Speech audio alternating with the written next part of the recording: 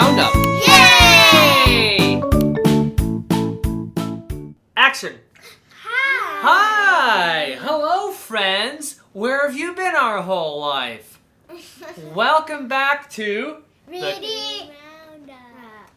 Oh, we can do better than that. Take 2. Welcome back to the Reading Roundup. All at the same time. Cover. Hi! Great to see you. Where have you been our whole lives? Come in. Welcome back to...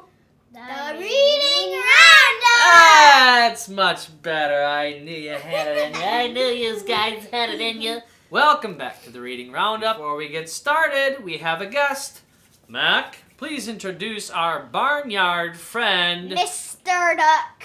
Mr. Duck or No, Mrs. Mrs. Duck. All right, so we've introduced our guest for the day. In case you don't remember, this is Charlotte. I'm Dad. This is Mac, and we're here to read all about horses. We've been following a word, equestrian. And as a word, it has all about horses, raising horses and keeping horses, riding horses, caring for horses. That's the whole world Everything about horses. anything and everything about horses. So let's get into the book right now. Are you ready? Yeah. Let's go. Mel saw the horse first. Look, Grandma, Pinto. We didn't see a horse out here last fall.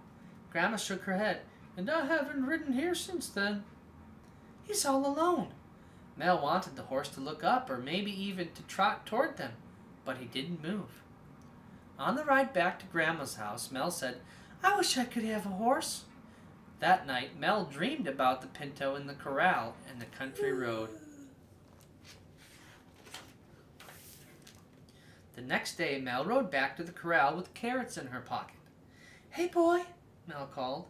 The horse didn't raise his head. Eyes half closed, he stood like a skinny statue with the bony back and ribs that stuck out. He didn't swish his tail or shake his head to flick off the swarm of flies crawling on his rump, legs, and face. Mounds of smelly muck lay all around him.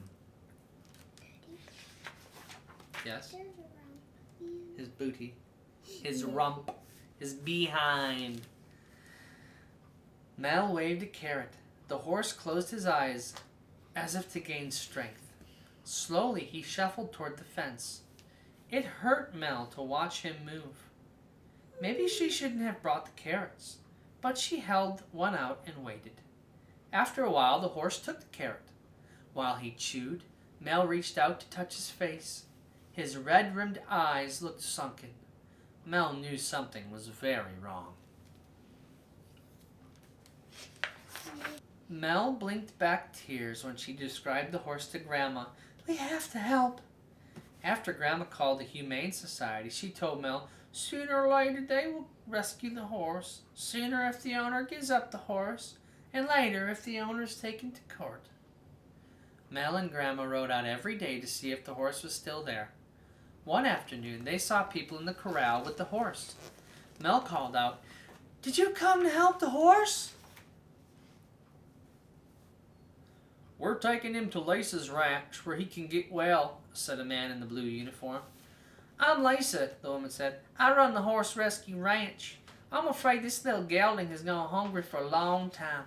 We persuaded the owner to give him up. I'm glad that someone told the Humane Society about him. Grandma did, said Mel. Because of Mel, said Grandma. He'll get better, won't he? Mel asked. I think so, said Lisa. A vet will treat him and we'll feed him and care for him. Don't you think he needs a name, Mel? Let's call him Lucky, said Mel. I want him to have lots of luck. Mel felt better when they drove up to the rescue ranch a few weeks later. It looked like a place where horses could be happy. Is that Lucky? Mel shouted. His fly mask sort of hides his eyes. He's not so skinny anymore, and he has a friend. Flicker showed interest in Lucky as soon as he arrived, Lisa said. At first we kept Lucky alone while he got better, she said. Then we put him in the pasture with Flicker, and they get along fine. Horses are herd animals. They don't like to be alone, but sometimes socializing with a bunch of strangers is hard on a horse that isn't well, and the other horses might bully him. He likes to be brushed, doesn't he? From the beginning, Lucky let us handle and groom him. Not all rescued horses will let you, but Lucky was pretty calm, even though he had pain from his infected hoof. He had trouble walking, said Mel. Did you give him medicine? Yes, and his hoof is healed. Lisa told Mel that when Lucky came, the vet gave him a thorough examination. Then Lucky had to be wormed, his hooves attended to, and his teeth cared for. He seemed to know we were here to help him. I hope he finds a good home.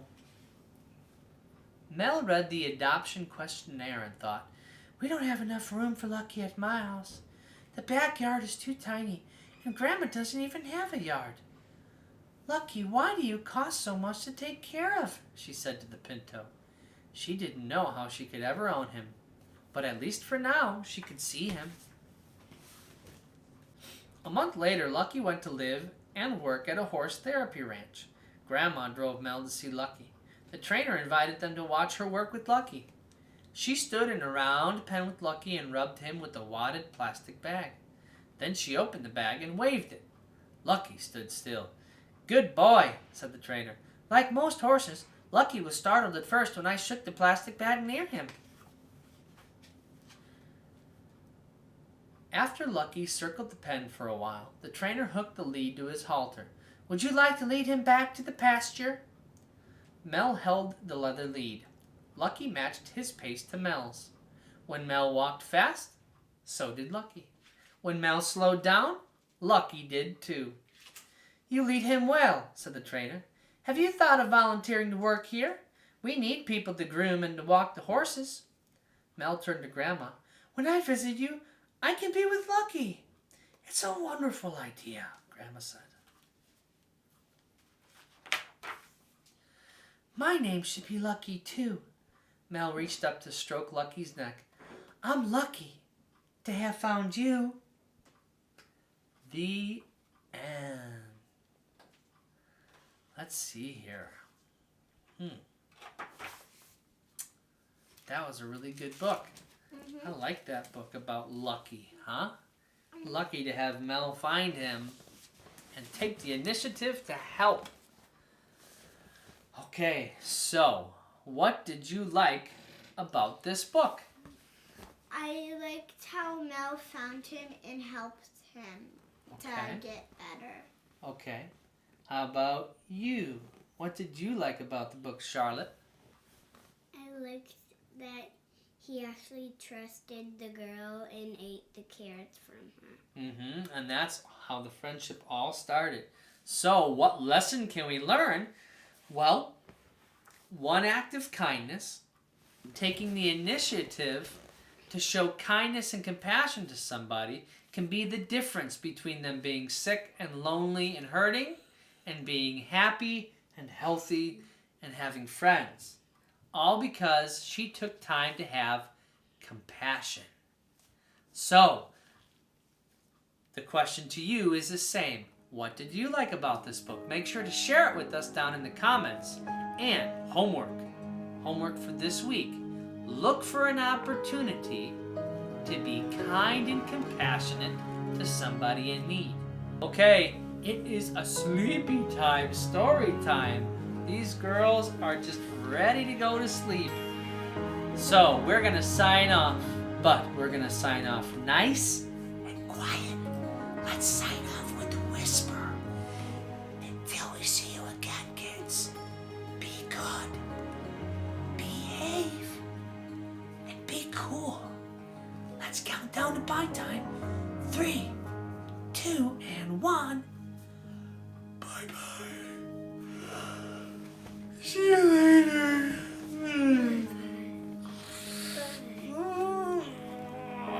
Night-night.